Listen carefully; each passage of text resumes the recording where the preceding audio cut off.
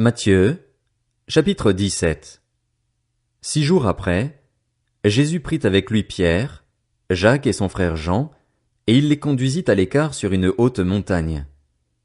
Il fut transfiguré devant eux. Son visage resplendit comme le soleil et ses vêtements devinrent blancs comme la lumière. Et voici que Moïse et Élie leur apparurent. Ils s'entretenaient avec lui. Pierre prit la parole et dit à Jésus, « Seigneur, il est bon que nous soyons ici. Si tu le veux, faisons ici 3 abris, un pour toi, un pour Moïse et un pour Élie. » Comme il parlait encore, une nuée lumineuse les couvrit. De la nuée une voix fit entendre ces paroles. « Celui-ci est mon fils bien-aimé, qui a toute mon approbation. Écoutez-le. » Lorsqu'ils entendirent cette voix, les disciples tombèrent le visage contre terre et furent saisis d'une grande frayeur. Mais Jésus s'approcha d'eux, les toucha et dit, « Levez-vous, n'ayez pas peur. » Ils levèrent les yeux et ne virent plus que Jésus seul. Comme ils descendaient de la montagne, Jésus leur donna cet ordre, « Ne parlez à personne de ce que vous avez vu jusqu'à ce que le Fils de l'homme soit ressuscité. » Les disciples lui posèrent cette question, « Pourquoi donc les spécialistes de la loi disent-ils qu'Élie doit venir d'abord ?» Jésus leur répondit, « Il est vrai qu'Élie doit venir d'abord et rétablir toutes choses, mais je vous le dis, Élie est déjà venu, ils ne l'ont pas reconnu et ils l'ont traité comme ils ont voulu.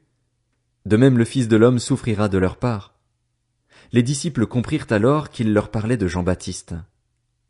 Lorsqu'ils furent arrivés près de la foule, un homme vint se jeter à genoux devant Jésus et dit, « Seigneur, aie pitié de mon fils qui est épileptique et qui souffre cruellement.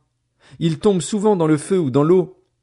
Je l'ai amené à tes disciples et ils n'ont pas pu le guérir. » « Génération incrédule et perverse, répondit Jésus, jusqu'à quand serai-je avec vous? Jusqu'à quand devrais-je vous supporter? Amenez-le-moi ici. Jésus menaça le démon, qui sortit de l'enfant, et celui-ci fut guéri à partir de ce moment-là.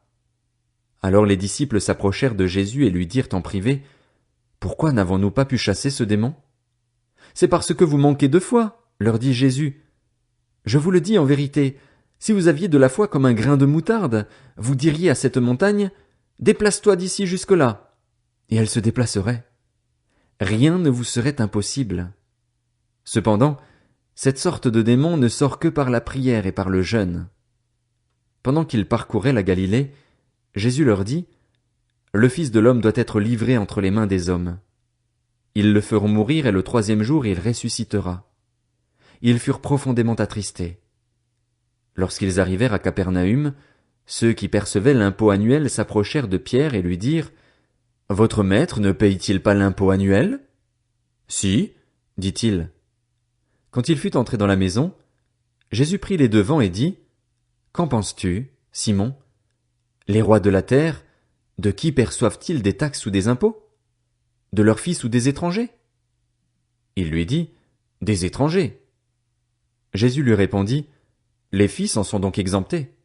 Cependant, pour ne pas les choquer, va au lac, jette l'hameçon et tire le premier poisson qui viendra.